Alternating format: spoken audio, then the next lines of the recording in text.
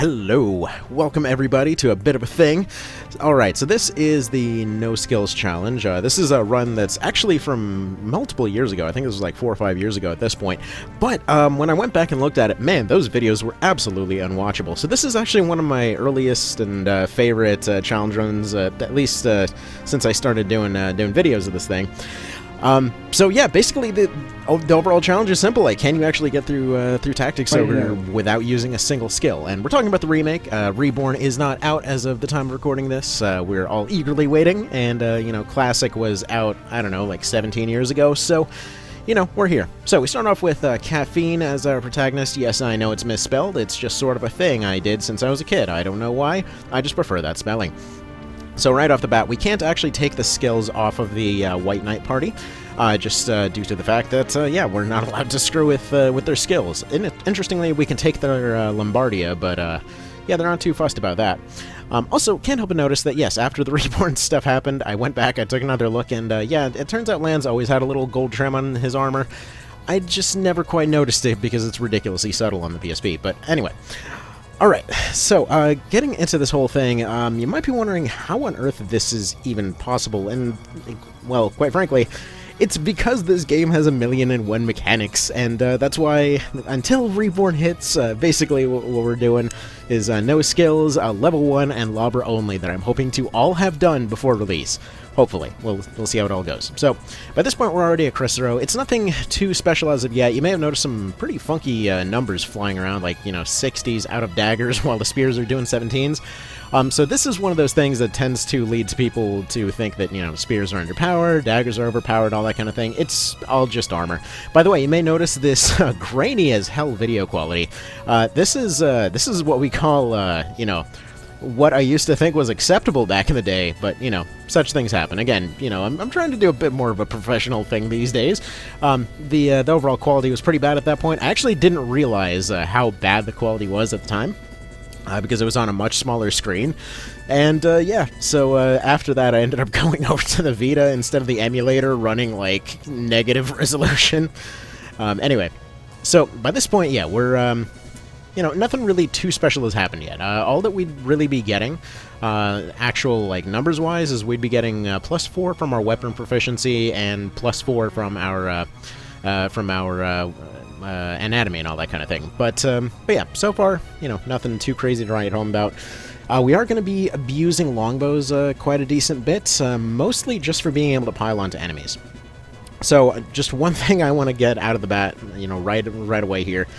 I know it's going to be mentioned, like, oh, you know, cheesing overpowered longbows. The longbows themselves are not overpowered. The upgraded versions, though, can break the armor cap of their current tier armor, which, basically, there's no upgraded armor for enemy units, so that's kind of the deal there. It basically allows you to skip a tier, more or less.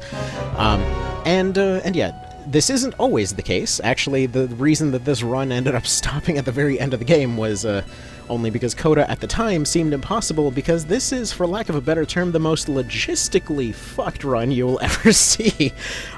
So by the end, if you've seen the ending of Hot Shots, it was more or less the equivalent of that. So at this point, we'll meet up with Lance. You know, nothing too unusual as of yet. The beginning of the game is pretty easy. You know, nothing's really going to be running heavy armor yet. Best that they've got on hand is going to be chainmail. So we went ahead and went for Nibith at this point. Figured might as well get this fight out of the way, because as one thing that you'll notice over the course of this run is we've actually never been able to successfully win a fight, even at Tynemouth Hill. We'll never be able to win a random battle, because those are almost entirely dictated by your skills there, and yeah, we'll cover that particular situation once we get there a little bit closer. Went for the usual throwing Nibith off the wall approach. But, you know, this fight, pretty much no matter what you do, it's not the most difficult thing in the world. You just basically pile on Nibith after charging a couple people up there. You sacrifice half of your team, you get 2 or 3 people up there, you shoot them in the face, you bash them off the wall. You know, easy peasy. Nothing scary, nothing horrible. The trick in that fight is just to kind of pay attention to the fact that you do not actually need to hit anything. So, anyway, moving on. Alright, so, We're off to Zaid Moors at this point. Again, same approach. We just fire a bunch of arrows into basically the squishiest thing that we can find to end the fight. In this case, this is Gamp. We're not doing amazing damage to him. Again, no skills, so we're not exactly one-shotting the dude, but still, we're doing scratch. We're doing scratches. So we get to Balmamusa 1, and now, shockingly, please look at this just brilliant display of strategic mastery, where we just basically rain down fire on basically defenseless randos. Yeah, you know what? Strategic brilliance at its finest, I think you'll find. So yes, archers themselves, not a very great class, but very long range. So that's particularly handy here. We will be using several different classes for oddly specific things. For one thing, we can't really get through a lot of water areas consistently, and we don't want to get bogged down in a lot of areas, so I'm going to be running rune fencers and spears. We are going to be running basic soldiers for the weapon availability, and to also make sure that we don't hit the level 30 wall using the archers. Basically, everybody's going to be running something similar to this, as well as beast tamers as time goes on. We're going to try to keep our level under 30 as much as possible. Balmamusa 2 is really more of a slog than it is a severe challenge here. They don't really have a whole lot in the way of offense, so once you get rid of their casters, it's suddenly a much quicker fight. That's why I ended up fast-forwarding through all this, because this was easily one of the slower ones as time went on. Eventually we cleaned up, and, well, then the town needed a lot more cleaning up. So yeah, stuff didn't go particularly great for the residents of Balmamusa. This is a trend that will continue on throughout the entire game. Alright, and we get our first dose of voice acting, something that will become relevant 12 years after the release of the game, but anyway. The world can be put to rights, can it though? I mean, I have to say, the last few months, if they've shown anything, UN's not looking so pretty right now. Hopefully they find some actual authority at some point. Anyway, so we're over to the Aceton fight, and this is really where stuff starts to not leaning terribly great in our favor. We'll turn this around pretty quick here. But basically the deal is she is your first encounter with a finisher's spammer, meaning that yeah, she can completely ignore your armor whenever she's charged up. Now, I say completely, that's not its direct mechanic, but more or less, any finisher that's available pretty much at any point this early in the game is going to be laying some serious smackdown on you, because all of them have a set hidden attack value, which is going to be way more than any of the crappy chainmail or whatever else that you've got available. So we do the usual, back her into a corner, make sure that she can't fire any close-range arrows, and then just ping-pong her until death. More or less the X Division approach, if any of y'all have played that mod. Canopus tries to go make a friend here with the worst guy that he can find, but yeah, worst person you know makes a decent point over here. Yeah, he's just trying to make some money. His previous employer's basically already screwed. Nobody will really accept him anywhere else. He really might as well just do the mercenary thing and hope for the best. I mean, he's not wrong. It's a fair point considering his circumstances, but I mean, this guy sucks, I will say. I actually saw a thing a little bit ago. I forget who was mentioning it. Over on the Discord, basically saying, like, oh, how can you recruit this person or that person? It's like, dude, how many people recruited Zapan? That dude's a straight-up rapist in one of the routes. Like, basically everybody's got some serious problems, character-wise, in this game. I mean, pretty much everybody will, depending on the route that you go on, with exception to maybe Canopus, although it's arguable he's a one-man flying genocide, everybody will have some serious, stuff on their rap sheet as time goes on. But, funnily enough, the weather ended up clearing out early in this fight, so the dramatic tension of all of the rain coming down got dissipated real quick. So, cool thing, if you show up here with either, iffy equipment, which we did, or low stats, as we did, or no skills, as we did, because please bear in mind, again, we cannot do any grinding, well, there goes Aerosol. That didn't go terribly great. I did remember her being in the party. Did I end up resetting this? I don't remember. It's possible. Okay, maybe we ended up going back in time and getting her. Actually, no, we didn't. I think I'm mixing her up with Sarah, actually. Yeah, that's what it was. Alright, you can tell that it's definitely been a while since this run. So anyway, Aerosol dies. We just go ahead and, pop the guy full of arrows. But yeah, at this point, crafting unlocks. What I was going to say originally is, yeah, if your characters are underpowered, usually you can end up getting there a bit sooner. You can draw fire away from her, and she can absolutely clean up that back part of the fight. Specifically, there's one bit that I use quite a bit for using her to wipe up that fairy for an easy, major heal. So this right here is going to be a series of different useful things that we're going to continue using for quite a while. In fact, I really love that the Volge +1 ended up getting used in the Reborn trailers, because it's actually a very useful spear. So if you weren't aware, Volge +1, it doesn't seem like something worth upgrading, but it has Breach on it. It's kind of like the Claymore +1 later, but it's got a Breach effect on a spear. Very handy for specifically this kind of run, because you drop a Breach on something and then you pepper them with arrows. If you're able to get past armor, it's pretty significant. Granted, most of the run we're dealing with plink damage, so we're not actually getting through armor, but, you know, that was the general plan anyway. If you're wondering why Iron fans, well, that's because they are absolutely broken. I'm actually a little bit surprised that those don't come up as something, brutally overpowered. Because you'll notice we're going to still keep using those Iron fans up until the end of the game. Yeah, they are essentially a... well, they're counted as a hammer for some frickin' reason. But they're effectively the equivalent of like a mid-game hammer. May have noticed there, we just took out Vice with no trouble whatsoever, because we've got a bunch of weapons that are far outclassing anything that their armor can protect from at this point. But okay, so those hammers, they've got a stun effect, and apparently a really high chance stun effect, because you'll notice later, there's times when it's consistently rolling 4 or 5 times in a row. It's pretty fantastic, and as you can see there, no skills, nothing to boost our penetration, really. And these tanky units are really just going down completely without a fight. Now, before you say, hey, you're a higher level, it's not going to matter as much. Like, granted, right now is more significant than later, but, like, still, we're getting maybe 10-15 extra damage off the actual level. The fact that the weapon's able to get past their armor almost entirely on its own is kind of what's doing the trick there. That is some good coffee. Haven't had sweet coffee in quite a while. I figured today would be a nice little exception. Been trying to do this whole diet thing, so I've been sticking to black coffee for quite a while. Okie dokie, so we end up getting Fulgur. He is I don't know why anybody would look at that guy and think, yeah, this clanky MFer right here is definitely a spy. But at any rate, yeah, turns out the bright gold, completely covered in metal guy is not the spy. Amazing. Anyway, yeah, so this dude's over here doing the wizard thing in the rain. Really cool scene. Darz is over here trying to take him out. He gets shot with arrows. Shocker. I think I actually ended up cutting out a bit more than I meant to for this particular fight. But yeah, literally all you have to do is just rain down arrows on him. But yeah, Ban, just due to the fact that our stats are way lower than his, we ended up drawing a lot more of the aggro that fight, so he's almost entirely safe to just completely mop up the fight. Anytime with a lot of these fights where you have follower characters like that, you'll have a pretty nice mop-up situation.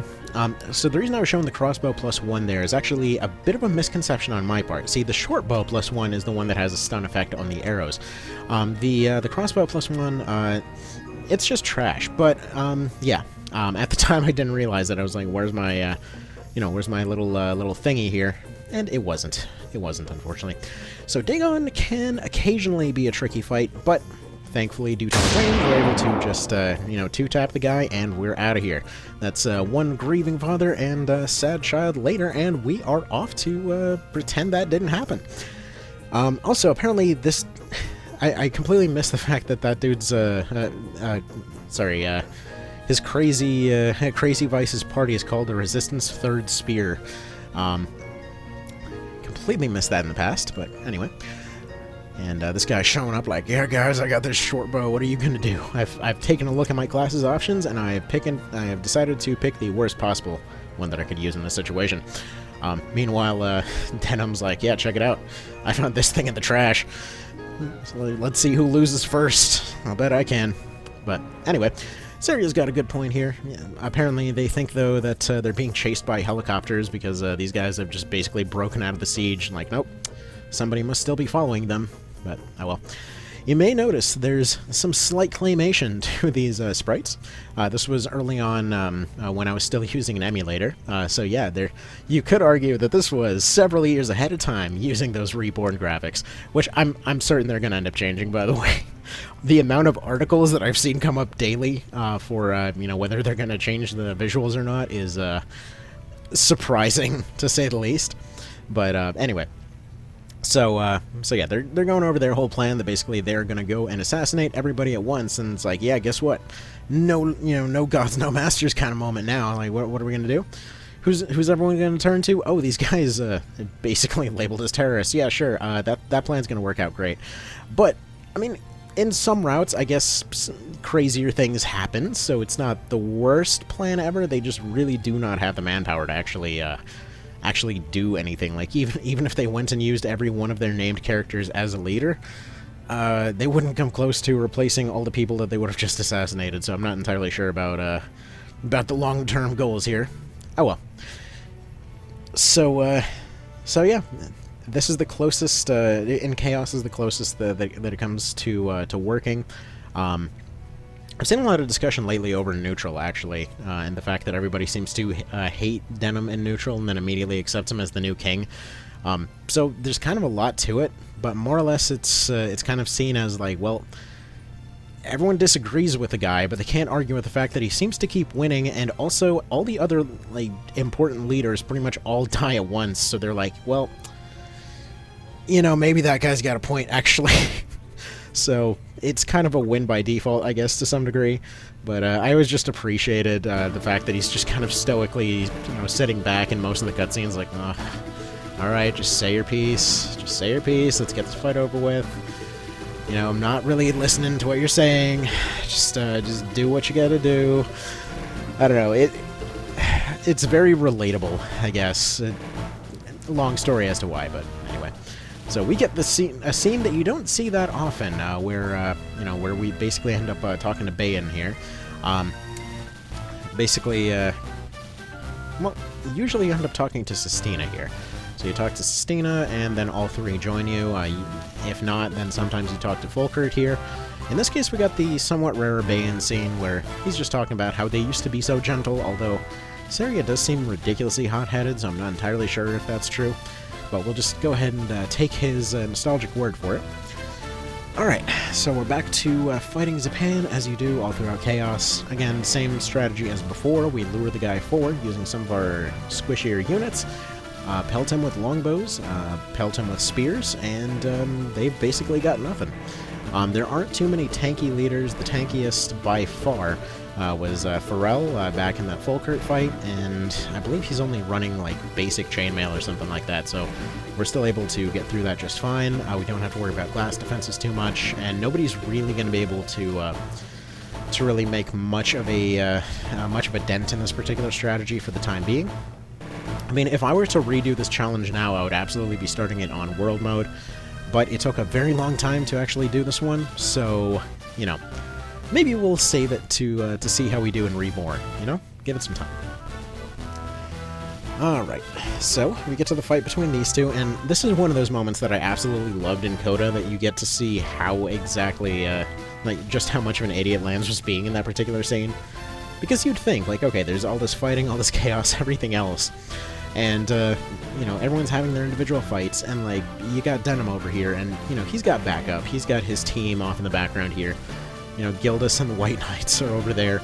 And you'd assume, like, maybe there's some semblance of close to each other. No, like, Hamilton has gone off to go and frickin', like, solo everybody.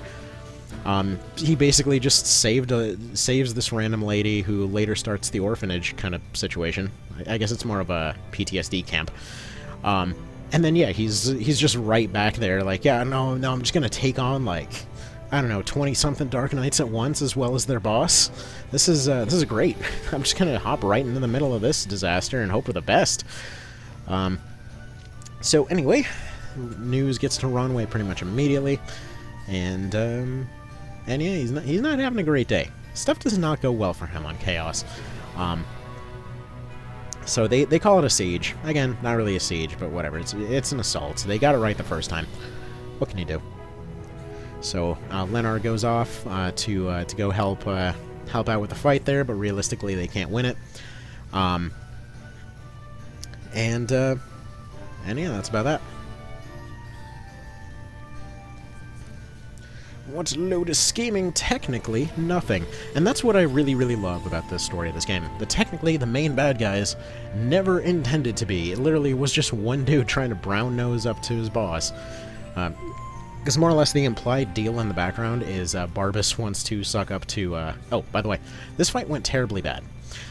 Our first approach against Old Lady Super Wizard here, we got absolutely squashed, as you can see.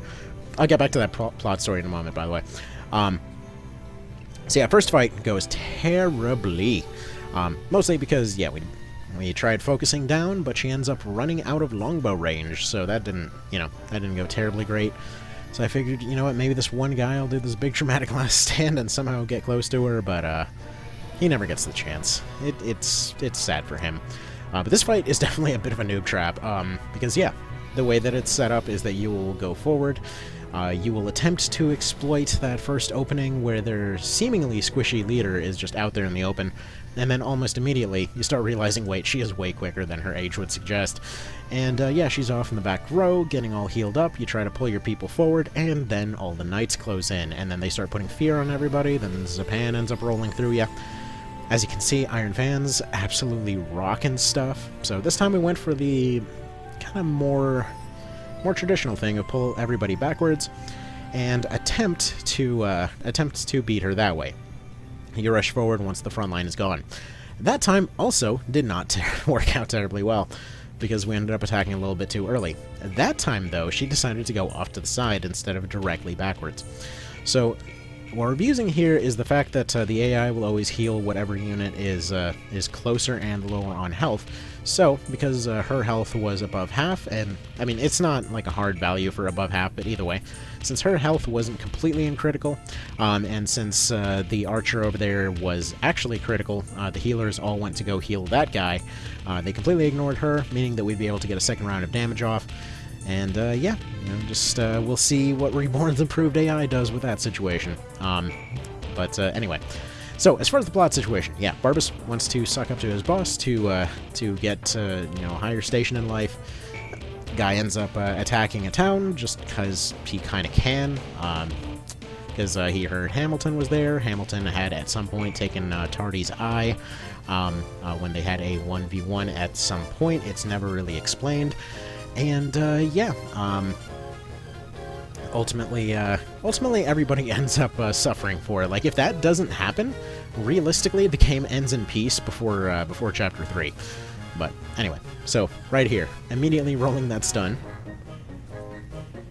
Now, because we've got upgraded armor, this guy's not doing jack. So, basically doing double damage to this guy. Basically able to just completely clown him. It's a pretty good time. It's a pretty good time. See, the funny part about all this is just the fact that we're basically getting no actual scaling damage here. This is literally only, plink damage getting past his armor, but the actual attack value of this fan is decent enough that it's just going to consistently keep penetrating any crap that he's got on. Despite the fact that he's got a shield on him and everything. And the best part is, this is actually, I believe, the third time going through this fight. Believe it or not, he can actually show up in way different gear, and one of the times that he showed up, he was going specifically for Vitality for, whatever reason. Now, this is still reasonably high Vitality for him overall, but one of the times, for whatever reason, he just showed up in a far more defensive loadout. This time, yeah, he's just getting completely clowned by stun. He just keeps stumbling and stumbling and stumbling and stumbling. It is hilarious. But yeah, he's as good as dead, he says. He's like, no, resistance, Dad, I'm doing great. What are you talking about? Let me prove myself. Like, yeah, sorry, dude, slapped around your crazy guy here with a frickin' fan just because I was bored. But alright, so we end up going pure chaos on this particular route. I forget exactly what reason. I think I just felt like, the run was chaotic enough, we might as well just go chaos. like, one way or another, it's not really going to make that big of a difference. Pretty much no matter what fight we end up, whatever fights we end up running into, it's just going to be the same kinds of challenges. But I'm so glad that by sheer chance, we ended up running Chaos on this one. And you'll see why later. Because there's by far one of my favorite challenge running moments, and that's going to be the Castle Zabo fight later on. Alright, so we're on to Chapter 3. We still have not put a single skill on anyone, and it's raining. And the video quality remains grainy as all hell. I mean, this stuff looks like it was recorded on a dang VHS or some crap. But okay, we're starting to see that lack of accuracy and a lack of any kind of penetration is beginning to be a problem. But you are noticing that there's enemies that have charm flying around off in the background. This is probably going to be explained right here in the long crafting montage. But I believe that was the first time that I actually went and tested out, you know, what kind of different options were available to actually use on all these different pieces of equipment.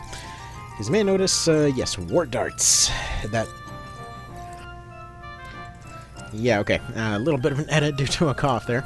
But yes, so this was when I ended up going back and, you know, fiddling around with the wart darts here, fiddling around with a whole lot of new crafted equipment, because a lot of this crafted side grade stuff gets really interesting around the mid-game here, wherein suddenly there's just a ton of new crap available, again, especially stuff like the wart darts here. So we started going for a lighter loadout on everybody, just going for either chainmail or balder, going for iron fans and wart darts for the most part.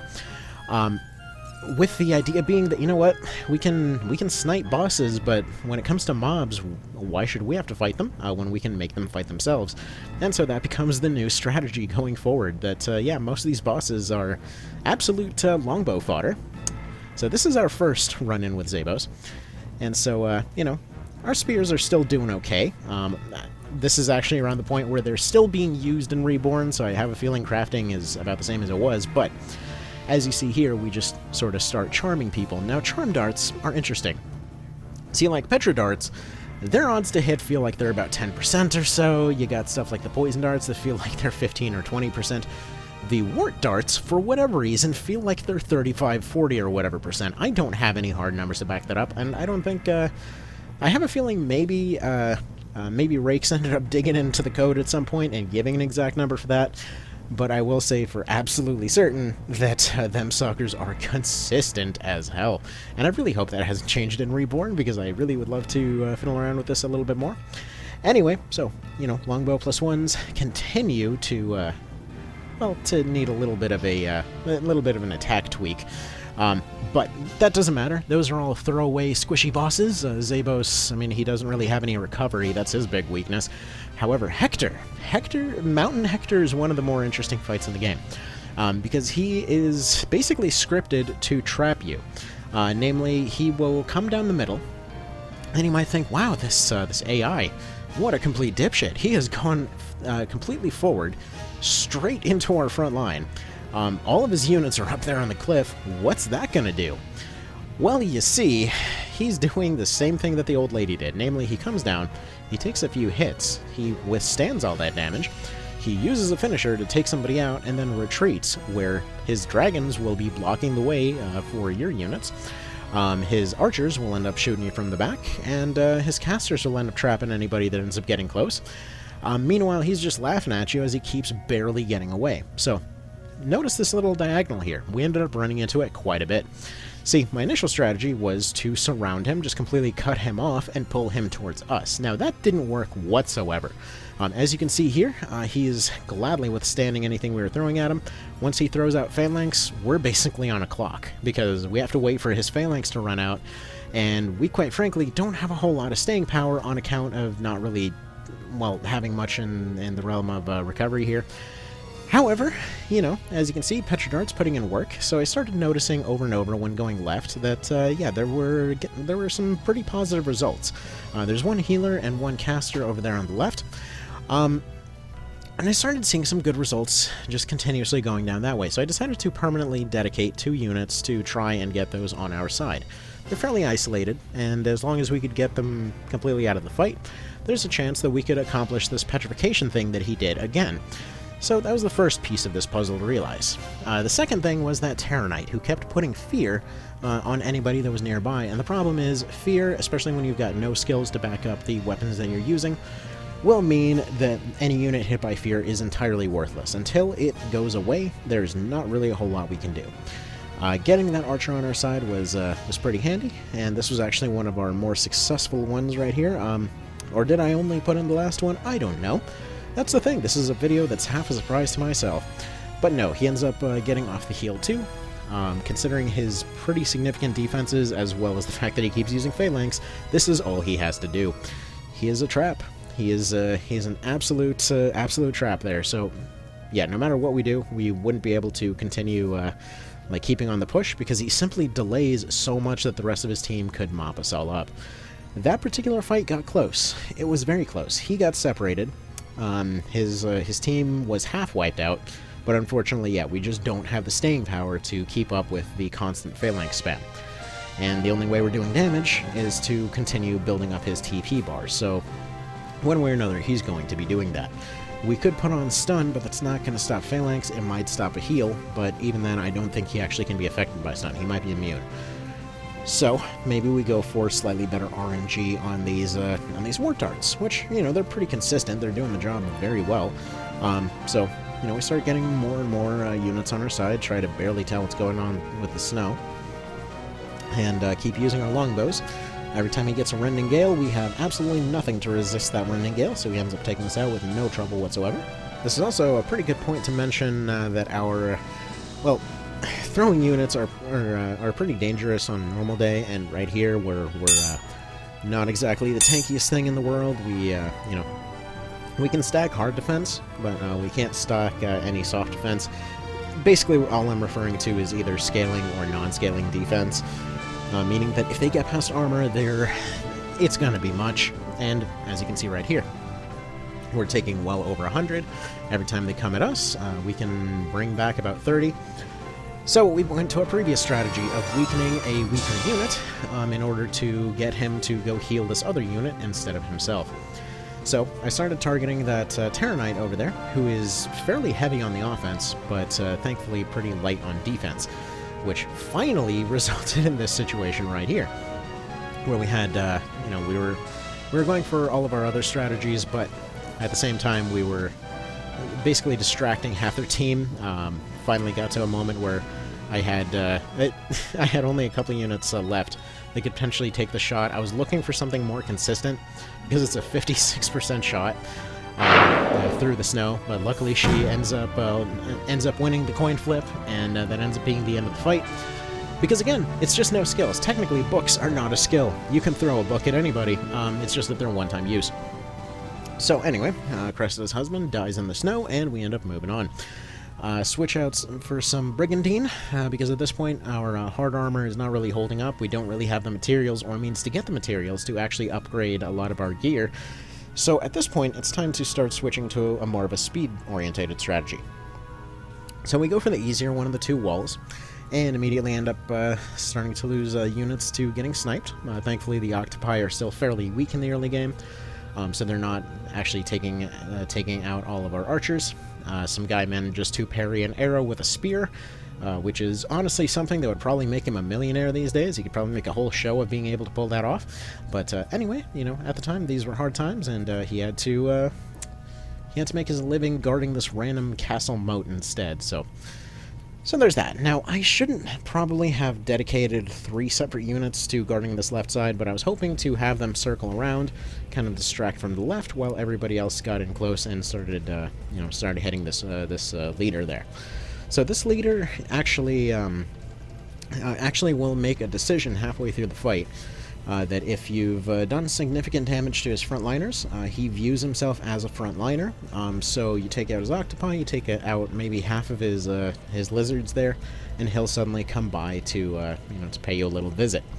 I'm not entirely sure if he's exactly scripted to come in because of that, or it's simply because of how he identifies himself. But either way, also hilarious that this guy heals his own evade away. It's just one of those funny things. So, thankfully the longbows are still just barely penetrating armor. Honestly, I really wasn't expecting that to still keep holding on. Bayan ends up going to sleep with the fishes, unfortunately, and we finally get to the point where we have this leader guy off by himself on the other side of the map. Now, unfortunately, he's got a healer. I believe he can heal himself pretty significantly. We don't really have any useful effects off our spells right now because most of our debuffs have almost no chance to hit because we don't have spell strike on anybody. Now, technically, I could have stacked the buff, and really, if I were to go back and redo this thing now, definitely keeping a bunch of spell strike items on hand would almost certainly be one of the first things to go to. Even then, the odds would probably be about 30-40%, give or take, but either way. So what I'm trying to do is land a breach on Mr. Birdman, and instead what he does is land a death on the two spearmen, which is fine. They're trying. So we go for some longbows. We can kind of get within range. Unfortunately, he's doing a pretty good job blocking. This guy's a pretty excellent skirmisher, all things considered. So he's smacking away arrows. He's smacking away blow darts. He's actually picked a pretty decent spot. But, we're just barely able to get him with 2 of our damage tiles. So, little by little, at this point I'm just praying that he doesn't decide to go back and do something else. See, we've had 2 units go off on the right side here to, again, distract their healers. Now, unfortunately, the healers have healed anyway. Because as you can see here, we're trying to make it so that his units fight each other, that they end up, taking away all that useful MP, and instead their archer's like, yeah, no, we're just gonna go ahead and kill off your dudes instead. The healers are gonna go ahead and heal up the damaged archer like it's nothing, and then he proceeds to take out the B team over there. Now, an interesting thing happens here because this lizard's charm does not wear off. Apparently they landed a pretty good one. I'm not entirely sure how the exact calculation goes, but we have 3 archers and we have that guy. Now, all he has to do is go forward. Oh, look at that. And he decided to go forward out of the range of his healers. So because all of his frontliners are either unavailable or dead, he has decided that it's up to him, and so he flies straight at the longbows in order to try and kill them off. Which he starts doing pretty successfully, but yeah, for some reason Canopus thinks now is the perfect time to start trying to recruit people again. But yeah, they're just like, hey, we're both bird people, we're both from over there, would you like to go join up with us, more or less? And yeah, he just says that he wants to fight to the end. What he doesn't tell you and what you find in his bio later is that his girlfriend works at the castle. So, anyway, we killed her earlier. So, yeah. Anyway, this is when we get to my favorite fight of this whole stupid thing. Because the Charm Dart strategy, well, we start seeing a few moments here where the longbows are starting to not penetrate armor. The golems are the first ones that actually have high enough innate defense that the longbows do next to nothing. We're still doing a consistent, 30-50-ish to the Terranites, which is alright. Really, only the squishies are taking full damage still at this point, but, we're still doing acceptable stuff to everybody else. However, after after initially having some difficulties with this fight, I figured let's just go all in for the wart darts and just hope for the best. So, we snipe the ones that are snipeable, and just more or less turn the entire party against itself. And I might say that's hyperbole. This is only 3 units. And yes, so far it's only 3. Give it a sec, because apparently there is no upper limit to how many units can actually be charmed at once. Not that there reasonably would be for a game like this. I mean, the Ogre Seers is pretty good about not trying to block off your fun. So, that guy's on our team now, that guy's getting shot, he still hasn't learned to carry any recovery abilities with him. Their healer's on our team now. Donalto is wishing that he actually had a healing ability, so he's just over there using scrolls. Their units are just taking each other out. It saves us the trouble. Trying to get that archer on our team, but, it's not going to land every single time, but it's pretty darn close. They had a healer there, and he's a bit closer to his future paste status. Apparently, Zabos does not feel like accepting a breach there. And yeah, it's funny because Zabos actually has a kind of decent point for his character every time. Like, on Chaos, his whole thing is just like, well, everyone hates you because they had to go through all all this crap, sacrifice everything that they were in order to accomplish some even halfway lofty goal. You're over here doing whatever the hell you want, and, you know, you're basically getting away with it, so screw you, basically. Meanwhile, this the same fight on neutral is like, yeah, you know, you're a complete hypocrite, you joined the people who hated you, and all that kind of thing. But yeah, honestly, from his perspective, all that stuff does make sense, and I love the consistency in the writing of the characters in this game. So we end up taking him out, but I just love the fact that you can basically charm his entire team against each other. It's absolutely wonderful. So we start looking into other upgrade options at this point. There really isn't anything too fantastic, but unfortunately due to the fact that... oh wait, actually, Bayan didn't die that time, did he? Okay, never mind. Apparently he has not died yet. That might be a little bit of a spoiler. I guess he'll be dying later. That's fine. Anyway, we run into another one here where we've got one of the custom portrait, or the custom sprite wizards. Basically the archmage kind of deals. So these are the surprisingly tough old man model. As you can see, even a good shot from a longbow is only doing 50. They're not exactly squishy, but we need to get to taking out the healers and distracting them as much as we can. Meanwhile, this guy's throwing out consistent hundreds, as he does.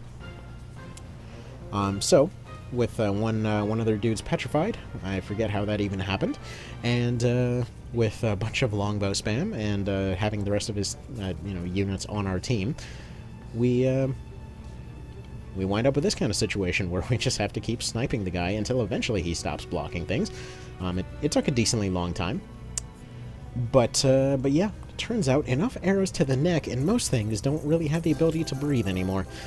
So we do another gigantic crafting montage, as you do. And we go back to fight Marino over there in the castle. He can show up in a bunch of different places, but either way, you know, he's the guy that gives you the fancy, your first of the fancy swords, the fancy two-handers. But because he is a two-hander build, he also has lower armor.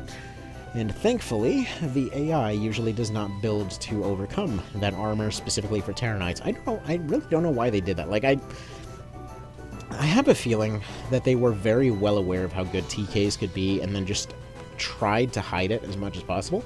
Because if you build them for vitality or you build them for defense threshold, they can be absolutely oppressive. Alright. So, we have an option of a duel or a fight with a whole team. You can guess how well a duel would go in this particular situation.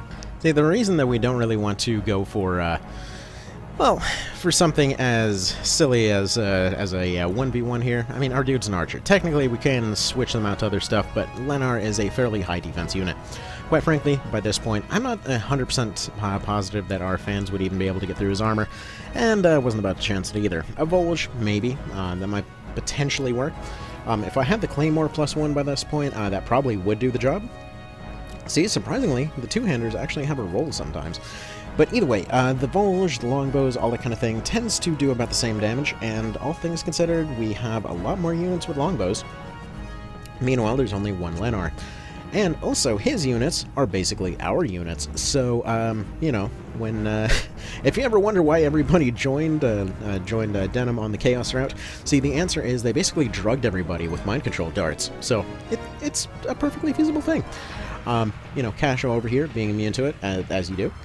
What's she doing here? Oh, you know, well, she's here wondering why he's over here trying to roofie everybody on the continent. But that's okay. That's okay.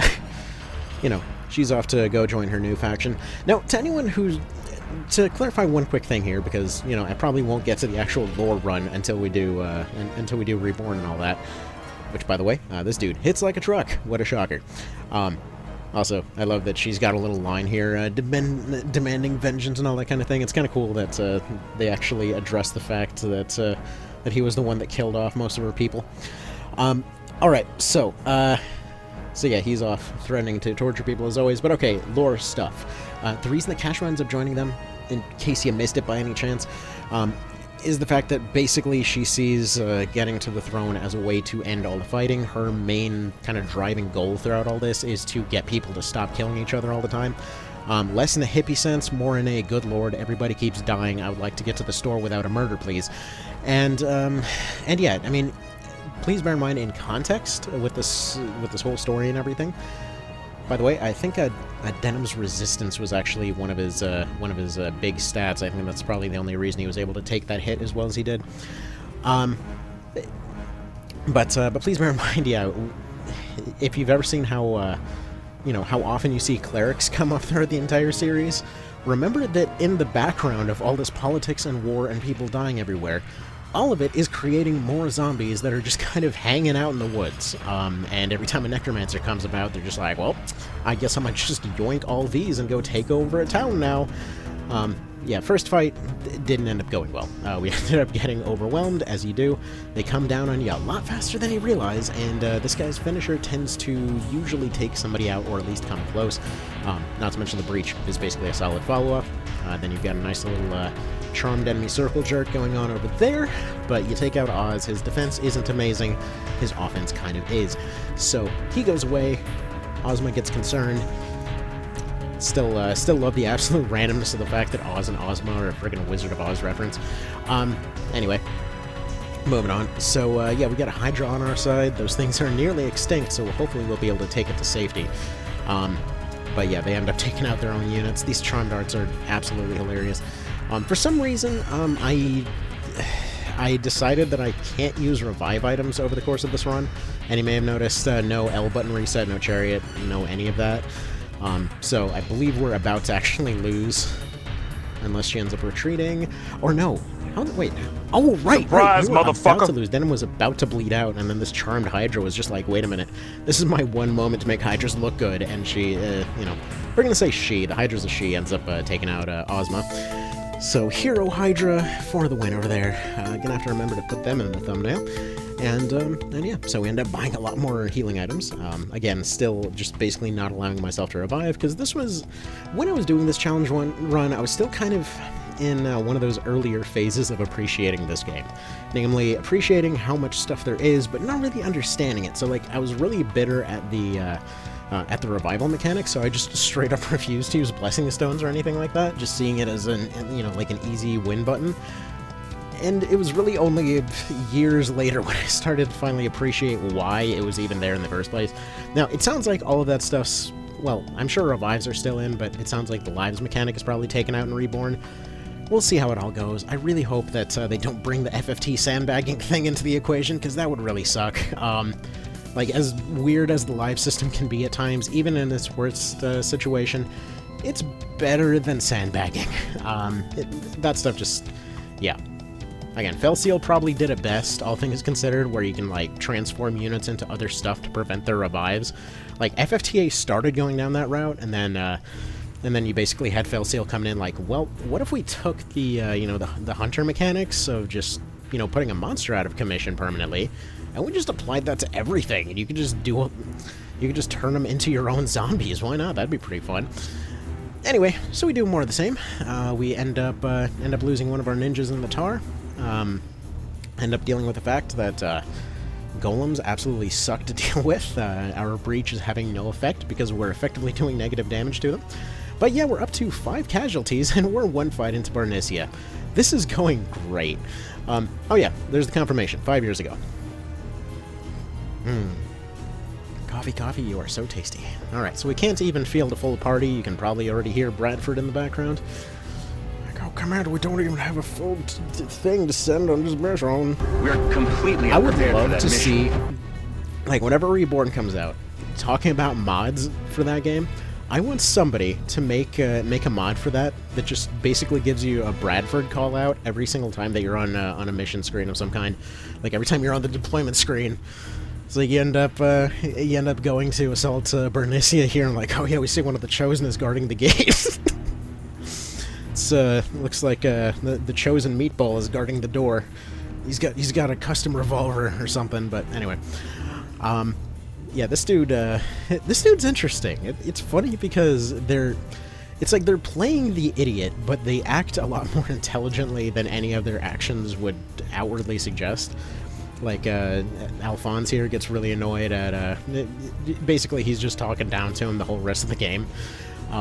He's just like, yeah, you guard this gate, like, we're all leaving, this is your last chance to get out alive, he refuses to leave. He's like, well, just go freaking die then, I don't care. Which, yeah. Anyway, yeah, he's off doing his meatball act here as you do. Dude literally just straight up jumps off a castle. But anyway, see, that right there, I would love to see a detail in Reborn where he ends up actually taking fall damage from that jump. That would be so good. I really hope they do it, but again, tiny details. We'll see what happens there. Also, definitely one of Denham's snippier lines there, like, oh, you know, your friends didn't call me an idiot as they died. Dude pulls out a gun and like, yeah, this thing's pretty cool. Look at what my cool toy can do, guys.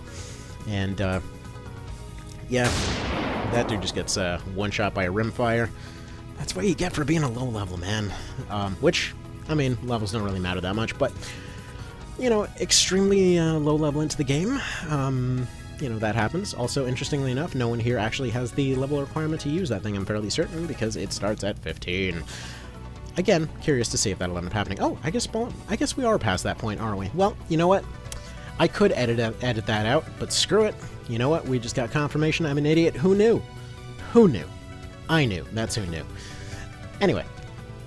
So, as always, he ends up just rushing the front here. So the usual strategy is to let him get onto the front, surround him, and do the ant pile. Canopus is wondering what happened to his dude. And yeah, of course, Gildas decides that it's a perfect moment to just start bantering instead of actually trying to figure out where their dude is. Interesting note, by the way. Even though he winds up tortured into a vegetable later, we find out over the course of background scenes it wasn't Tardy who did that. He technically lets him go when he's alive and well, so it's kind of unclear what happens to him over there, or maybe they just don't find him for absolutely ages? Like, the thing that they describe sounds like a historically accurate dungeon. Like, they call it like a death pit, which is... I mean, basically the way that those typically work is literally just like a hole that was in a castle, and they're just like, okay, you get lowered in on this bucket, and you can't move your arms, you can't move your legs, and you're basically just sitting there in this thing just until somebody pays your ransom. Now, technically, though, they don't put them in there. Somebody else does. Because, again, one of Tardy's last things that he says to him is that, like, he doesn't, you know, he doesn't really want to see him go, but, you know, he's letting him go. There's really no point. Whatever, you know, done is done. So I'm curious to see if there's maybe more details that we potentially missed over who actually did it. Because again, everyone assumes it's him. None of the characters actually see the background scenes. So everyone always assumes that Tardy's behind all this stuff, despite the fact that he's always just kind of in the wrong place at the wrong time. And of course, you know, Barbara's threatening to ruin people's faces. They're trying to establish Murden as a womanizer. It's, you know, it's honestly something that doesn't come up that often. Despite that being in his bio pretty much everywhere you look, it really does not come up that often as a thing. But it is what it is. So we start getting people on our side. You know, the crossbow ends up doing pretty solid work to that guy over there. Try to get more people just to kind of distract the healers as much as possible. Try to keep pressure on Barbas, because he can keep crushing people, and thankfully it's enough for the healer to actually go ahead and heal there. Our accuracy is really suffering. This rain is something else. We end up taking pretty solid punishment every time that they miss, and unfortunately we simply end up having, you know, terrible luck on actually hitting the guy. We need to hit him 5-6 times consistently, and currently are not able to do so. So again, it's still in there for that little bit of extra tap damage, just slowly trying to chip him away. They ended up using their heal too earlier on, but unfortunately, yeah, we just simply don't have the numbers to make it happen this time around. So second time, we get him down in the same spot. We use poison on him, and yeah, that ends up working out far better, because, you know, their healers can only keep up with so much, and at most they're healing anywhere from 80 to 120, and if there's poison ticking along in the background, that's going to do a decent bit of extra numbers. So at this point, this is where that decision from earlier comes up. Earlier, you're asked if you've got the heart to fight your sister, and actually, wait, did that happen yet? I don't know. I don't think it did. Maybe I'm thinking of the second fight here, but you can make sure that she doesn't show up. However, again, if you've got low numbers and you wait at the foot of the stairs, Tardy will just come out to deal with you. He sees himself as a frontliner, they assume you're going to charge up the stairs, and this is probably the grimmest that Tardy ever gets. Basically, his whole thing is just, you know what, their goal is to have control of the islands. Plan A, put Casual on throne, just basically rule it as a puppet state. Everybody's happy, everybody's winning, you know, people get to have their actual legitimate ruler actually cares about the place, and, you know, Lotus gets to have another puppet state. But, on the other hand, they're still supposed to occupy the place somehow, so plan B is basically just throw diplomacy out of the window and take over. So he was basically just thinking like, well, I mean, technically that would make the follow-up invasion a lot easier, but he ends up deciding against it anyway. Interestingly, though, if you decide to go out of your way and snipe her yourself, he'll actually call you out for it as just like, congratulations, you have just completely screwed your island. You know what? Don't even feel bad for you. You have no idea what's coming. So, either way. I don't remember if I even had any clue on what I was doing here. I think she does end up shanking herself here. The actual logic for what answers will get you through these questions will vary based on your decisions up to this point. Again, I'm hoping they make it a little bit more consistent, because despite how long I've been playing this game, I never can memorize the answers to what you're supposed to actually do here. I believe, like, usually I end up just going for A, B, A, and hope for the best. But, you know, we'll see. Tasty coffee. Tasty, tasty coffee. And so she walks away, and off to basically inject herself with a bad ending. Alright, so, despite the fact that they can heal, basically, you know, gunshots and claymores to the head, and most basic knife in the game, obviously, you can't cure drama. I have a feeling the internal logic is that you're supposed to be able to accept the healing, like it's supposed to be a two-party type of equation, because every time that you see it, that you see cases where somebody's not able to be healed, they're either in the process of dying or they don't want it. So I'm assuming that's how it works. Anyway, they leave Barbas behind, just kind of go do whatever. Interesting thing, by the way, this is one of those moments that I was mentioning would be a cool thing for them to add in Reborn, namely a slight tweak, because at this point, if you've saved her but she died on the way back to the castle, like this particular cutscene, it wouldn't count. But, and by the way, interesting thing, depending on how many Zenobians you have that party on the left that can get filled out, and depending on how many Forena sisters you have, that party on the right can be filled out. But in terms of the shotgun side quest, as it's called, whenever one of the cool potential tweaks they could make in Reborn is to actually give you one of the more advanced kind of Fusel class things off of that side quest, because its original point was to give you a, you know, fancy gun in the original one, but you basically get those from crafting in the remake. So in the remake, if they felt like being cheeky, they probably could give you something like the Snub Fusel or Long Gun there. Would potentially be a pretty solid change. Anyway, at this point, that was the logic, though. I was thinking, okay, I need more stuff with penetration on it. The highest penetration that's available is going to be on guns, because the spiked flails end up taking over for the iron fans in most situations here, because they just do a lot more, you know, hard damage there. The darts do absolutely nothing. The longbows are pretty much starting to get completely outclassed, so we need siege bows. We need money, so we're completely broke. We can't really upgrade a lot of our equipment. And I figured, okay, a few ways around this. We could attempt to grind, which wasn't working because Tynemouth was serving to pretty much just kick the party's collective ass. And so then I figured, okay, we're just gonna try to go to unlock the you know, the Fusilier and stuff like that, which also, as you can tell, was not going particularly well. It turns out this one's actually way harder than even attempting something like Tynemouth. Now, attempting it again now, realistically, what I probably would have expected to do is go back to Tynemouth and attempt to use Scorpion +1s, or manipulate the system to go use low levels again in order to do it that way. Because, you know, despite the fact that they've gotten almost no base stats on account of how we've handled leveling this time around on purpose, you know, there would have been ways to do it. Now, That would have made it easier, but it kind of goes against the logic of this run.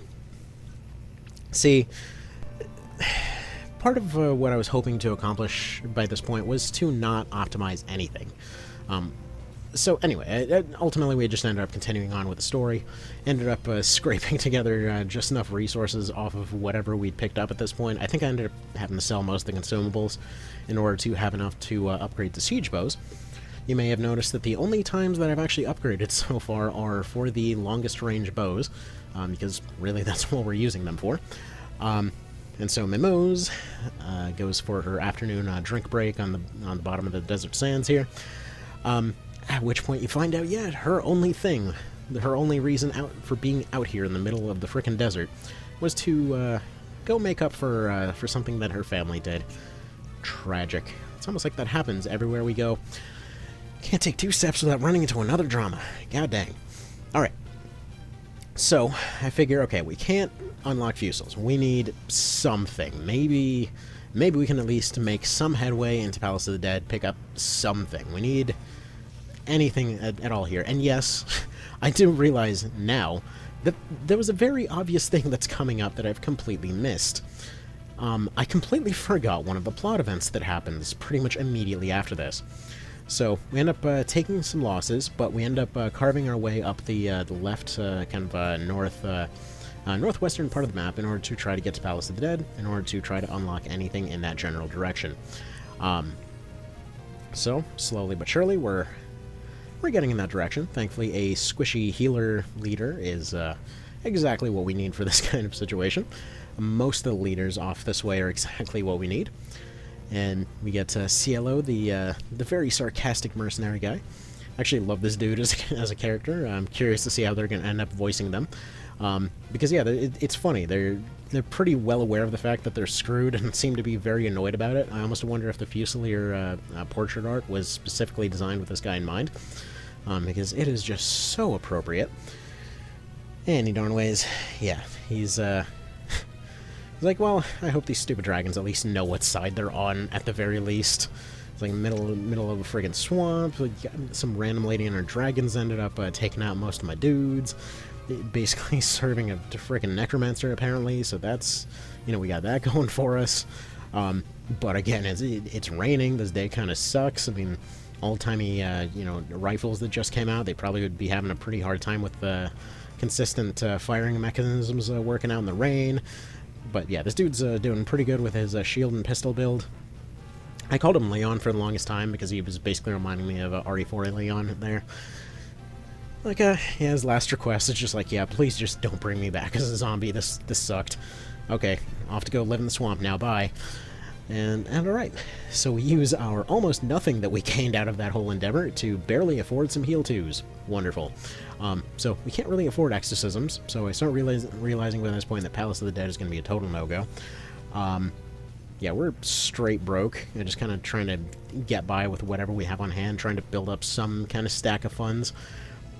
Again, I was not aware of a lot of the kind of more out there side content type stuff at the time that I was doing this run.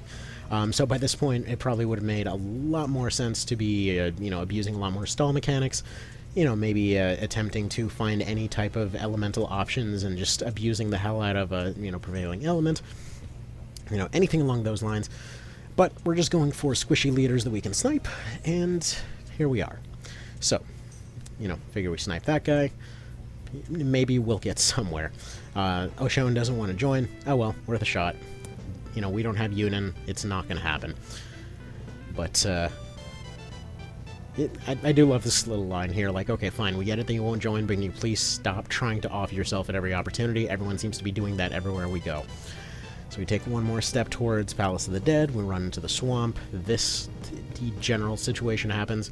That fight sucks in classic TO, by the way, but anyway. That one actually does drop us a pretty decent stack of stuff, so we stock up a little bit more. And that's when we run into Falfaday, one of the easier kind of side content fights here, because it's pretty much all squishies. So we end up getting a bunch of nice, snazzy drops.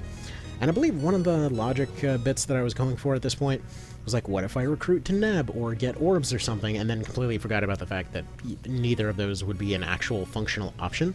Because A, can't recruit dragons, and B, can't use orbs, so, you know, that particular thought process was pretty much dead on arrival. As was this lady, shockingly enough. She's like, oh, you'll never make it to the depths. Yeah, probably. Because I completely forgot where the entrance was at the time. So we run into this dude. Now, I will give you about 3 seconds to figure out what exactly is going to happen to him. Just enough time to have some coffee. Alright, so, blink and you miss a moment, but you'll notice he died. Because he is no longer here. And yeah, neither is most of the rest of the map. See, there's really nothing that we'd be able to use him for. He doesn't really have amazing stats or anything. He doesn't really have any amazing equipment on him, and his only real selling point is the fact that he's got Draconics. A really weird loadout of Draconics. It's unclear how he ever got in that situation in the first place. But it doesn't matter. You know, the dude is dust in the wind at this point. Anyway, always loved this particular scene where she's trying to be all dramatic. She's like, great, this is my first visitor that I've had in like decades. I can finally make a show of this whole thing. It's like, finally I can make this great point, and then 3 seconds later, you know, she just gets sniped. I completely forget about opening that door. And at this point, it's a moot point anyway, because we cannot get back to that door. Because at this point, the only way to actually get anywhere is random fights, which we can't do, because, yeah. So, with no particularly good options calling our name, that basically means that we're off to do the northern invasion here. Which, you know, once again, lots of squishy leaders, lots of crits with high penetration weapons as you do.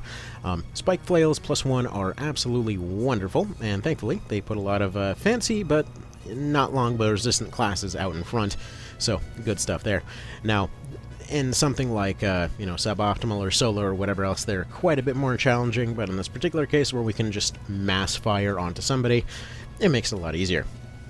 However, Latimer here is one of our first examples of a guy that's ludicrously tanky. Doesn't really matter. See, we're getting just enough damage through to be able to just peck the guy down, as you do. And alright, we also get confirmation here that despite looking like a dang Christmas tree, the Brynhildr is basically a lightsaber. He's, like, the dude's had it on him the whole time. I like to think it actually does just, like, shoot out like a laser. More or less any kind of promo art that you see for it, it's just, like, the thing is just literally the original Star Wars poster. So, either way, it's unclear how you'd ever sheath that thing, but it's shown that it can be. Also, this part always cracks me up, because they're just looking back and forth at each other like, you know what, we are so far above this, it's not even funny. We should just get the hell out. Like, this has gone completely pear-shaped in every possible direction. We're out. You know what? Screw it. Screw this place. Everything's completely messed up. This is going to be too big of a mess. We're just going to drop this on whoever's left, and this is going to be their problem. We're just going to go report that there was this whole insurrection that they did, and, you know what? Suddenly we're not to blame for this whole situation. Which, fair point. You know what? Fair point. So, man, I cannot get over how much worse this emulation looked than playing on the Vita. It is hard to go back to, which thankfully is pretty much why there's going to be... I mean, this is going to be kind of an experimental format or whatever else. It was not the quickest thing to put together, so I might go back and make a compilation of, like, the fairy-only run or something like that, but we'll see. And so, you know, Morn gets sniped by arrows as you do. He likes to put himself right out in front, so goodbye to him. But alright, this part right here, whenever I saw people wondering about whether or not there would be a bunch of censorship because of political nonsense that people are freaking out about right now, in Reborn, this scene immediately came to mind. Like, I mean, when you straight up have a question of, hey, so what are we doing about, you know, that? And no, it's not... It is literally an old-timey version of exactly the word you're thinking of. Yeah. I mean, they practically spell it out for you. Like, it's not great. But yeah, no. Like, when one of the major choices affecting your ending is like, hey, so are we doing something about that? I know they're our dudes, but, yeah, just so you know, that, you know, that's a thing that's happening. And, I mean, again, that happens there's a pretty decent number of interactions where it's clearly brought up. It's like, how are you ever going to censor any part of this game and have it still work? I mean, the entire thing is basically one war crime tragedy from start to finish. So, you know, not really ever going to happen. And I can say that with absolute certainty, and we'll see if that ages like old milk once Reborn hits, but I doubt it. Alright, so, at this point, everyone just decides they're Valerians instead of, Wallister, which, fair, it sounds less made up. And at this point, this is the interaction that I was talking about that I completely forgot about, because I was like, well, I'm not going to have anything that can actually realistically do a whole lot to the final boss. We're already having a hard time penetrating any kind of defenses, and please bear in mind, I didn't know the armor mechanic by this point. All I knew going into this challenge run was just like, you know, you do crafting, and then those weapons tend to just get past defenses better, whatever they happen to be. So in this particular case, yeah, we get the Lombardia, and also this, by the way, this sounds a lot better than the original version. I mean, the original classic version was like, oh, this is the Sword of Zenobia. Like, what? It's not called that. What do you mean? Well, I mean, I guess technically. Wait a minute, was it called Zenobia? I think it still was called, like, Lombard or something. It doesn't matter, whatever. Anyway, it sounded awkward is what I'm trying to get at. Okay, so, with no further real options here, because we weren't going to go and try and power grind for stats, the Charmed Art thing seemed to be working, and we finally had a weapon that reasonably could, should at least be able to threaten anything that we need to threaten. So, with the Lombardi in hand, we went off to the Hanging Gardens to wrap up the game, as you do. So, judging by the fact that a third of this video is the Hanging Gardens, that should give you an idea of how long this took. Unfortunately, first time through, yeah, we were short by that much for being able to get through, so we fire some of our flat arrows at that guy, and this time goes a lot better. You know, it was literally the same strategy of just bum rush, but this time it went a little better. It went slightly better. And this is, of course, when we started getting all those coin drops, we started getting the stuff that we needed to have before going in here. And Cabbage leaves us. Cabbage has not been much of a character up to this point. So, we can safely establish that we had somebody named Cabbage, and they are no longer here. This is one of the very few times I've ever seen the desertion mechanic actually come up. So, as you can see here, she's a Bakram. We're fighting a whole lot of Bakram units up to this point. In fact, the majority of the units that we ended up fighting over the course of the last chapter have been Bakram, so her loyalty has been dropping consistently. Now, you might be wondering, wait a minute, I've had Bakram units on my team, why did they not leave? See, when you rank up a skill, they end up getting a huge boost in loyalty for some reason. Now, I guess that's supposed to be like, your shared experience with them and all that kind of thing. But, in this particular instance, because nobody's ranking up any skills, and we're going immediately from fight to fight, the loyalty mechanic actually ends up rearing its head a few times. Most of these Hanging Garden fights were fairly simple, though. All we did was kind of hang back and keep sniping stuff as it ran forward. We had the few units that could do stuff running forward. So, how we were able to do that, we had spiked flails. Those were doing a pretty solid job, as well as the Bardiche. So the Bardiche is one of the higher penetration options available at this point, at 100 attack value. Basically pretty close to the Lombardia, all things considered. This is one of the first ones that became a real problem. Because this particular fight is very extensive. Like, very, very, very extensive. Takes absolutely ages, and unfortunately, again, we're doing, like, we're just barely able to keep up with defense at this point.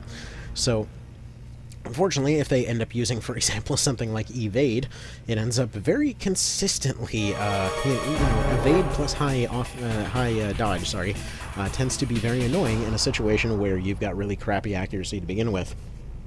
So, because there's no leader to snipe, we're stuck in a situation where we just sort of have to make an angle and just more or less pile on everybody as they come through. With casualties and everything else kind of getting where they are at this point, I wonder if we'll actually see a full list of the party coming up here, because they're not looking particularly healthy. Like I said, this run became pretty logistically fucked as time went on. We started losing units to desertion, it ended up being almost entirely out of cash multiple times. Honestly, keeping up with a almost entirely crafting-dependent party is a lot more financially draining than you may potentially remember. Because in most cases, if there's a failure or something like that, folks will just reload it. Again, part of the rules of this run was that there was no reloading unless there was, a game-forced thing to do so. I personally feel like that's the best way to play this game. It makes you experience the majority of the mechanics. Anyway, so yeah. The thing is, and I wish I'd realized that at the time. I didn't know at the time of doing this challenge run about the shortcuts. Like, I knew that they existed, but I had no clue where they were. So this map is entirely skippable. It's one of the most annoying things in the entire run and in the game in general, mostly because it is a map that you slowly have to wind up this tower, and you got a bunch of enemies that specialize in a bunch of shutdown abilities, for example, gremlins with petrodarts, and a bunch of undead units, and you have to deal with them, and you have to deal with a necromancer that's bringing them back. Now, the easiest thing, of course, is just to send Canopus up there and have them just go shoot at everybody. But, usually they end up getting overwhelmed pretty quickly. Relying on something like ease is something I should not have done, because it's something that does not particularly hold up. Okay, in a chaotic situation, ease kind of sucks, because ease will just sort of pick the most convenient thing from a list of debuffs to remove, and it'll remove one of them. In a lot of cases, you'll end up getting hit by multiple debuffs, and it's usually better to just use the dedicated version of that. I think I just ended up going for ease because I didn't know what we'd run into. Either way, that time, they used petrodarts and basically used our own strategy against us, so, we are where we are. So, we end up going for a second run. Second one's way more successful, although this guy absolutely refuses to get knocked off the edge. My favorite line right here. So, one of the, basically one of the death quotes that you can get is a FFT reference. He literally only died because that dude refused to get knocked off the first time. But yeah, it honestly, it's one of the reasons that I prefer original FFT to Word Lions so dang much, because a lot of the, they changed everything to be so flowery, but, basically the guy showing up and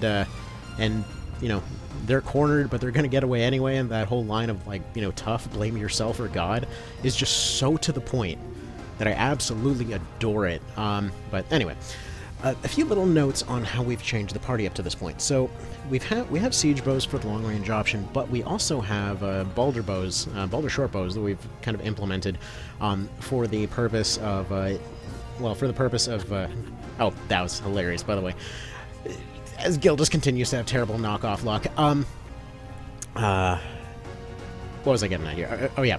So the Balder bows are basically just there to throw around silence, not always just because of the actual silence effect, on casters, but it's just useful in general. The AI loves to kind of panic over silence, so it's just useful to have. And yeah, it just cracks me up to all hell that the Fusilier of theirs ends up having really terrible luck doing anything to us. Immediately gets charmed, immediately turn around and basically 180 no-scopes his frickin' buddy off, just straight off the cliff. Anyway, alright. So we got golems coming in, making up the front line. We can't do jack to those things. We started noticing pretty quickly that our melee guys, even our best guy, they can scratch these guys. They can potentially be terribly threatening. By the way, if you hear a dog barking in the background, that would be the dog. He has decided that the neighbors need to be yelled at right now. As he does. Anyway, so thankfully we run into this interesting thing called Andorus decided to finally come close. So, beforehand, we had a bit of a backup plan just in case things went south completely. Grimoire Refinement, aka we've got our our temporal bullshit.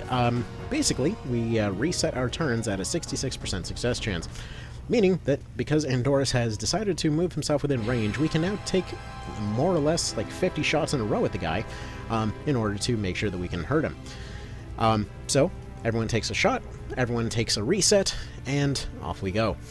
So yeah, there's only a few cases where we ended up abusing this, but this is probably the most egregious one by far, because again, we can only afford so much of this particular spell, and he keeps getting deflect. So anybody who ever tells me that like, oh, deflect is harmless, it's a low chance to succeed, yeah, I had to go double check his rank, because this guy has just deflected 3 arrows in a row.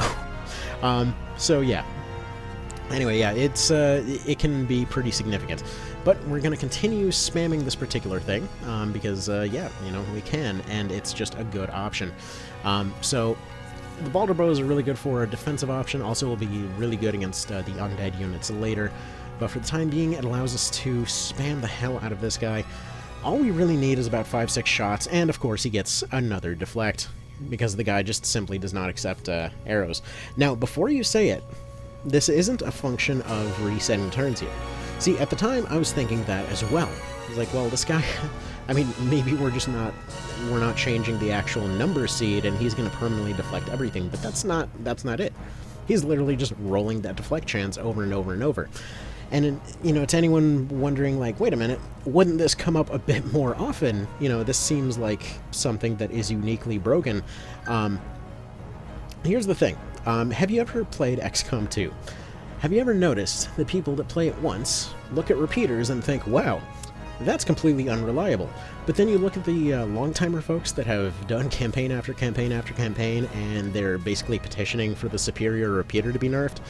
Yeah, and then you see those pictures show up on their Reddit, where they basically just immediately encounter one of the super bosses and one-shot the thing.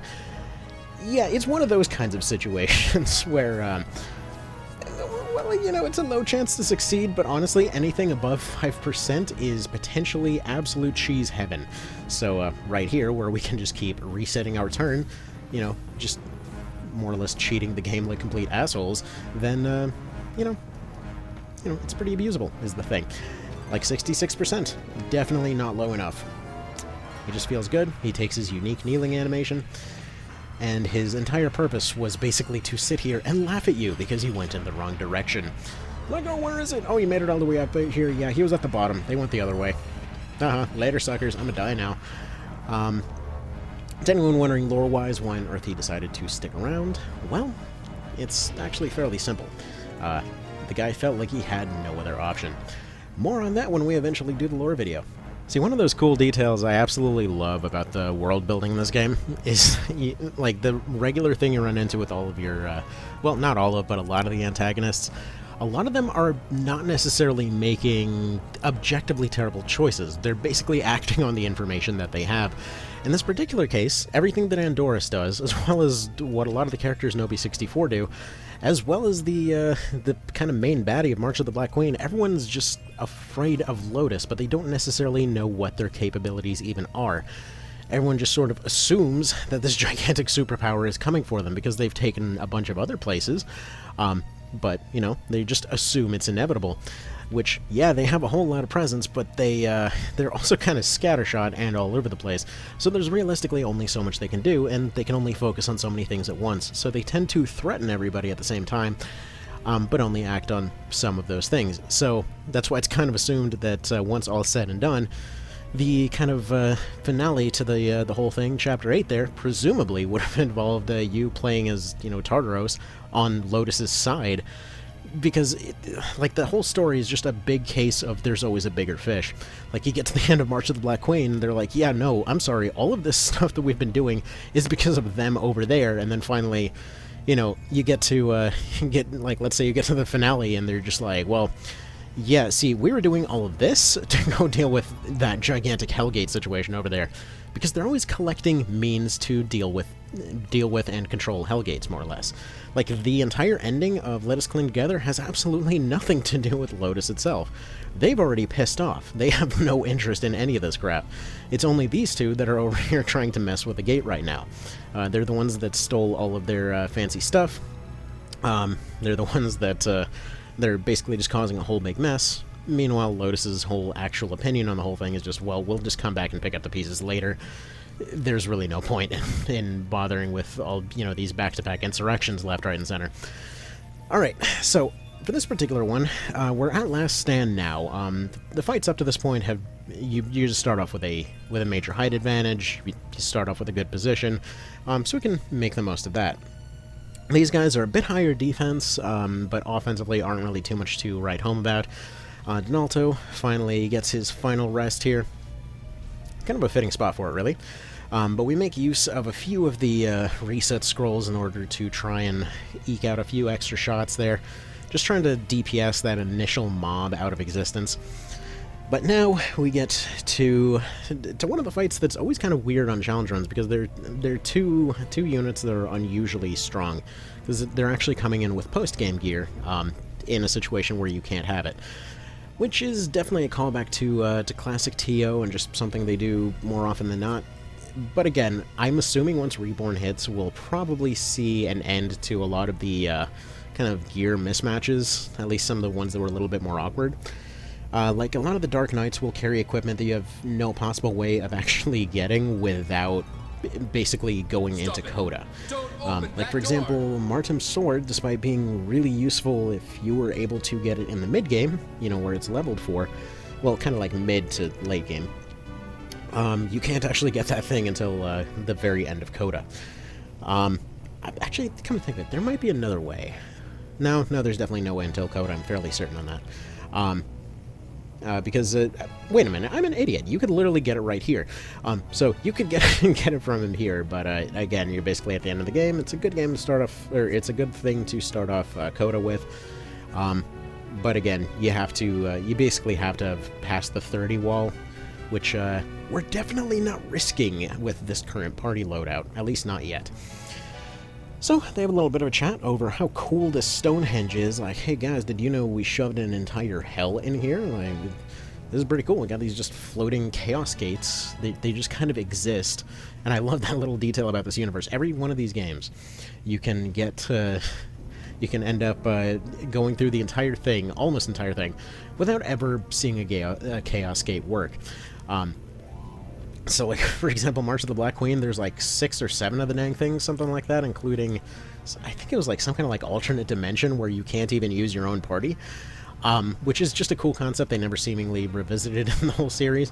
But yeah, potentially, though, you can never run into a single one. Original Lucked, again, you can run into it here, or you can also find it in Palace of the Dead. In OB64, same thing to the original Ogre battle there.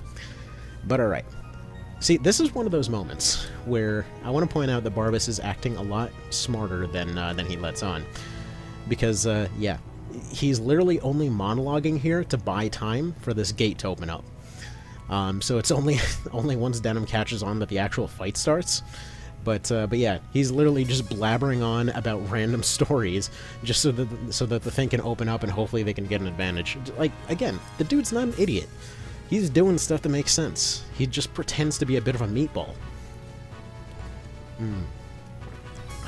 It's tea now. This coffee is now tea. It's my, like, 4th refill of this recording thing. We'll see if my editing is good enough that you can't tell. It probably isn't. Anyway. This guy, by the way, we never find out his identity, but Dorgi left his right-hand man, who apparently was a total pushover, and yeah, he couldn't get out. That's the only reason he's down there. I hope we find out who this, who the guy that was supposed to be guarding the gate is. I've seen some speculation that it was supposed to be Branton Moore, because, he's the one who ends up having Casual later and all that kind of thing. Ends up eventually giving him to Pavel, or giving her to Pavel. But I don't know. That, like, they assume that they were killed, for one thing, which Morn definitely wasn't. Another thing, he doesn't seem the sort to try and solo guard a gate. But anyway, unfortunately, Olivia dies right at the very end. So no happy implied romance ending for Denim. Sorry, you're not getting clergy laid today, dude. Anyway, Chaos Gate opens. It's like, oh, sweet. Somebody fed me a priest. Let's make a king appear now. And so they do. So Dorgy shows up. He's looking mighty purple. Kind of looks like that thing from, was it like Aoni or something? The thing where you're some generic school kid and there's some blue thing chasing you. He kind of looks like that on this emulator. It looks way more purple on original hardware. Funnily enough, this actually came up in a recent One Vision discussion. But anyway, this guy expects everybody to be all happy that he's back. Dude's a bit crazy. Yeah, we can't even field a full party. We've only got 10 people of the entire group left. Everybody else either deserted or died, so, you know. I think I actually ended up accidentally cutting out 2 of the desertions, but literally the only time I've had 3 desertions ever happen over playing this game. Every single one of them was in this run. So, okay. How do you think we're going to handle this thing? Because, I'll give you a sip of this not coffee to figure out what our grand strategy is going to be. Oh, did you guess just shoot the guy? Yeah, apparently that's our goal here. Alright, so, you know, beat with hammers, hit with Lombardias, all that kind of thing. And dude's convinced he's a god, as you do. So, at this point, he gets his superpowers. We don't deal with most of the doppelgangers, because screw that. And we find out that the gate is able to talk to people. It is able to mind control people and convince people of stuff. So the gate itself is an entity. We don't really find out more about that. Like whether that's supposed to be whatever the hell the friggin' evil god's name is, or whether that's supposed to just be the gate itself trying to keep somebody contained inside it. It's unclear, but basically it seems like the rules of the gate are that they have to, well, kill somebody on the outside in order to get out. Not really. Actually, the actual implication is that you have Brynhildr, and that's the only thing that he can basically get himself out of the gate with. We can't even use the thing yet, so that's kind of whatever. But okay, so we start off the fight with 3 of our 7 already knocked out. And this is when we make a fun little discovery that we do 5 damage to this guy with 600 health. So I left the final fight in almost in its entirety. I cut it down a little bit because it took quite a while. So Canopus's dex is slightly higher, meaning that he's scaling that almost non-existent damage slightly higher. Barely anything. Like, it was actually a little bit of a surprise to see that this guy could even get stunned. But whatever. You know, it is what it is. So we can do almost nothing to him, but thankfully the vanilla version of this guy is not horrendously scary. He can do a lot of things. Actually, there's one move that he, for whatever reason, is almost entirely incapable of using. One that makes him terrifying in One Vision, and that's Exaltio, the Death Egg. So his Robotnik move can't work. He can't really recover. He has exceptionally high defense. I believe he's got the single highest defense rating in the game. So basically everyone's going to be doing plink to him. Unless you get through it, then the dude will crack exactly like a freaking egg. Again, had that happen with Ozma one time on total fluke. But anyway, this move looks kind of cool. I also ended up cutting out everything other than the first animation of it because it also takes like 20 seconds to cast, and ain't nobody got time for all that. This thing has been long enough as it is. So if he ever does use it, stuff doesn't go great. Also, somehow you can miss this ginormous thing. So whenever he does use his big damage stuff, there's not really too much we can do about it. We can spend several rounds, you know, healing out of it. But again, no revives, and the Lombardia actually is able to threaten him reasonably. It's the only actual, like, fully decent damage that we're doing. Everybody else is only plinking. I want you to notice something, that over time, we're never going to attack with Denim, because he literally can't even do more than 1 damage in this particular case. So Gilbert, one of our spear rune fencers, dies for good. Dorgy's only down to 2/3 of his health, and that's when it starts becoming clear that spamming Shackle is something that he can technically do as well. Bear in mind he gets about 3 actions for every move that the party does. So potentially he can hop around and absolutely devastate people if he were so inclined. Getting a little bit of luck here, but we have another casualty right at the very end here. So one of our blow dart ninjas, who's been with us from the beginning, is gone. We have Denim off in the background just trying to heal, because if we run out, because all of our heals, all of our casts, everything else, we're starting to run abysmally low at this point. I think we had maybe a couple resets, might have been completely out of them. I mean, this guy can slap people for well over 100. Our heals were below 20 at this point for all of them. Some of them were down to the single digits. And yeah, consistently, Canopus and Gildus were the only ones that were still doing reasonable damage to this guy. And yeah, even that was only barely happening. So Canopus gets hit for a 205, Archer goes down for good. Just basically dropping buffs and buffs and buffs on Gildus. The dude is looking pretty jacked right about now. You know, trying to speed up Canopus as much as possible, giving them instills to just give, like, just putting instills on them, I was noticing was doing more damage than, well, the others were doing. Starts becoming clear that, yeah, they're not even able to hit some of the times. Now, if this guy were ever to suddenly decide to do a triple shackle turn, honestly, the attempt would have probably been dead right there. Because it was getting very, very close. Just kept pecking and pecking and pecking. Reasonably, I know it's looking like several of them are at full health, but basically, if this guy did a lot of his bullcrap back to back, and we didn't have people separated enough to the point where they would actually all get hit, then it could be a pretty major problem. Not to mention, if Denim ever goes down, which, by the way, Murden is dead. But yeah, if Denim were to ever get knocked out by this guy, we, quite frankly, did not have the DPS to be able to finish the fight before he bled out. So, he ends up slapping, or attempting to slap Gildus, but at this point, for whatever reason, he's actually been getting worn down and worn down and worn down, but again, almost takes out Canopus. He got very, very close there. All it would take, and you may notice he's getting a little bit stronger every time that he's using that. Like, all it would take, well, is simply a slight tap in that direction. Now, I assume, looking back on it, there probably was some prevailing element stuff going on, because, again, Rupture, and as well as the ability presumably having an element on it. Actually, I've never checked, because it's a unique ability, so why would I bother? Either way, if he were to get in a position where he could one-tap somebody, that could be a major problem. In fact, I wonder if firing a elemental instilled weapon has any effect on prevailing element. I'm gonna have to remember to check that at some point, because looking at the numbers, it almost looks like we were counteracting what he should have been getting as a damage bonus up to this point.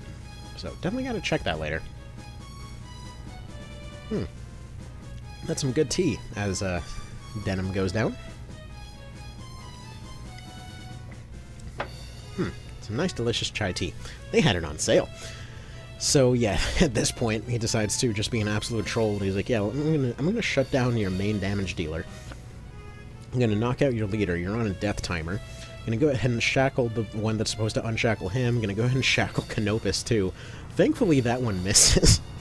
Because if it didn't miss, I'm not 100% sure we would have been able to finish that off. But anyway, so that's the end of that one. It turns out that yes, you can get through Tactics Ogre PSP without using a single skill on anybody. Technically, there is one skill that's unlockable, but I never ended up getting it over the course of this run. And that would be Dragon Slayer, which you just get from a set effect. Technically, you could use the Dark Deed set the same way, but honestly, that is quite, like, it's so beyond unfeasible, it's not even funny. So for all our efforts, what kind of ending do we end up with here?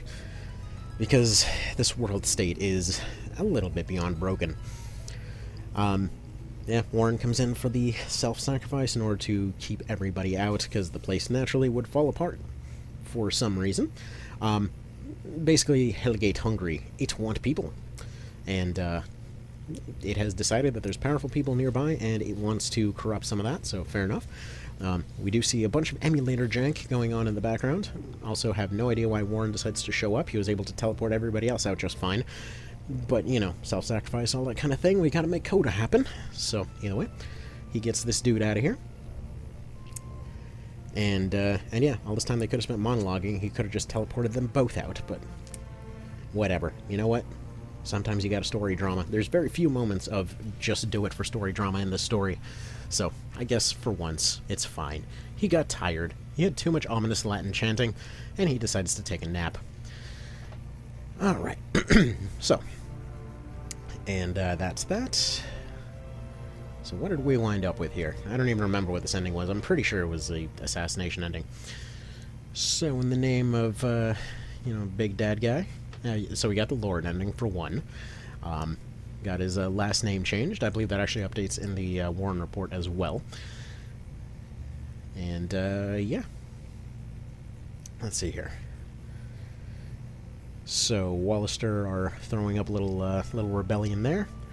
Or at least they're talking to them. I think they, like, captured a town in the background or something. Yeah, okay, so... Let's see. So yeah, the Wallister is still having a rebellion against the thing that used to be the Wallister Rebellion. So yeah, definitely still unrest going on. That's, that's always fun. That's the thing. One thing that I actually saw kind of misunderstood earlier with a bit of a discussion was whether everybody actually accepts Denim as just sort of taken over, and not really. Actually, as most of the endings go, most of the time they won't even accept him. Like, you actually have to do a pretty decent amount of stuff right to be accepted as a leader on any of the routes. I believe on Neutral in particular, you wind up with a low enough chaos frame that a guaranteed bad ending is almost certain to happen. However, when it comes to any of the other routes, if Cashua made it, they do like her. Nobody pays attention to her stuff because, legitimate ruler and all that kind of thing. Mr. Pope guy is just, it's like, yeah, I'm just gonna go now. I was just listening in. Don't worry about me. I just like staring out windows. And so at that point, that's when he would go and talk to Olivia and be like, hey, go get yourself clergy laid. But no. Instead, it's Denim looking sad. Like, well, she might have gotten the good ending, but I sure didn't. And then they remember that one time that they had a house in the rough end of town. And decided to just have this candle going in the middle of a very, very narrow wooden house. And talk about feelings or whatever. But at least, like, first few times through the game, again, I thought most of our stuff was drama, but all things considered, very consistently written, actually. Actually, even though I may make the joke about her running with the idiot ball and all that kind of thing, I want to say I heard that from somebody else first, but I'm not certain. But she actually does remain pretty well consistent, even after switching sides. It does make sense, all things considered, as I say, all things considered, for about the 8th time in a row, whatever. And he says he will never leave her. That is actually accurate. She decides to take the one-way express ticket to Shanktown, and, alrighty. So, thoroughly happy ending, as we can tell. He's just over here reminiscing. If you ever actually were wondering about the music in the background, it is literally just called Reminiscence. And it's, I would argue, one of the best themes in the entire series. It's just so good. It's such a good mood setter, They only use it twice. Once when his dad dies, and once in the bad ending. He's like, well, was I wrong? Well, I mean, you are about the least skilled, very literally least skilled for the job, so... That'd be a yes, actually. That would be yes. You probably should have considered that. And then he says, your people are waiting, and there's a bullet with your name on it. And it's that second one. It's something they imagine him to be. But it doesn't matter, because their security is terrible. Which, again, you can deal with. That's another one of those funny things. I actually saw, like, a hot take of a review forever ago, like, oh, I made a decision halfway through the game, and it affected my ending, that I got locked into the bad ending, and that's what people told me, and it's, they should have told me earlier. And the funny part is, everything up until you go into Hanging Gardens can potentially affect your ending. Like, technically, at this point, you can go do a bunch of side stuff to improve the security of the island in general, which actually can potentially reroute you to the good ending. It's like, technically, you can go interact with everything that happens in the ending, even in Chapter 4. It's just cool. Again, it's one of those things that I hope in Reborn, like, they have little pop-ups that are just like, you know, this affected this, or your chaos frame improved here, or something like that. I know it's a little bit gamey, and I know I made fun of Funny Shapes game for that, but still. Alright, you must look with clear eyes, but that means you're blind, man. I don't know if that's really the decision we want to be going with. But, doesn't matter. And yeah, this guy, by the way, gets thrown into the same thing as Hamilton, who, again, Hamilton was presumably in better condition than this old priest guy, yet priest guy is still able to talk, so somebody did something else to Hamilton. I think it was Barbas. Like, that's kind of my kind of fan theory on this whole thing, that Barbas just was ordered to let him go, and then just did something horrible to him. We never do find out. We never do find out. And basically all that happens in Coda is that you prevent it all from happening. So, I suppose it is what it is. Also, I love how orange the Griffin logo for, I think it's technically called, like, the New Ulster Alliance or whatever, how their logo's super orange to make it stick out, even though it's kind of like a light brown normally. Oh, well. Okay, so the war that would be known as the Heim Conflict, that, hopefully they renamed that a little bit. Why would it be called the Heim Conflict? I don't know. Very little of it, actually. Alright, now at the end here, what are we seeing? So, this is almost certainly the bad ending. I'm 110% positive he's about to get blasted in the face. It's been so dang long, I don't even remember. But, alright. Also, I kind of hope, I'm still hoping, and, like, for Reborn, they're just going to have a pistol that's usable as a knight, specifically for what's more than likely going to be the scene coming up. He's trying to give a scene. I mean, let's be honest, part of the reason that he ends up getting assassinated is this bizarre fashion choice. I'm not sure what he's going for here. He's got, like, some weird gray robe situation in his little crown. So yeah, the same Ulster resistance he was a party of ends up shooting him in the face. Turns out they could have done that the whole time, or his security sucks. It's unclear. Anyway, that's the end of the run. So I hope you guys had some fun watching this whole thing. I do plan to, at some point, revisit this and attempt Coda 1 through 4 with this completely busted party. There's nothing left of these guys. I mean, dude's rocking almost no friends, no party members. Still hasn't learned a single skill. And, yeah, I mean, that's kind of about that. So, is Coda 1 through 4 possible like this? I'm not sure. I'm sure of a lot of things when it comes to this game that I'm not certain on, for a number of reasons. But, you know, either whether they be financial, whether they just simply be just the sheer fact that at this point this party can't even function in New Game Plus. But either way, maybe we'll see that someday. Maybe we'll retry this in Reborn. I don't know. But, you know, only time will tell. You guys take care. Have an awesome one. And I'll see you when I see you.